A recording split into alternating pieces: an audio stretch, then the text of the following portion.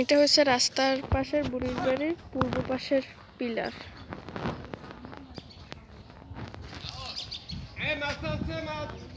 ওই পিলারের সোজাসুজি এই আরেকটা পিলার,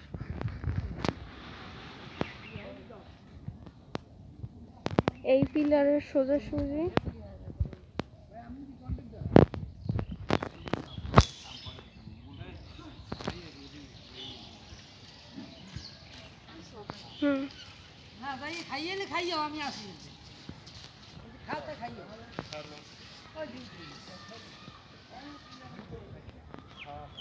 এই পুকুরের মধ্যে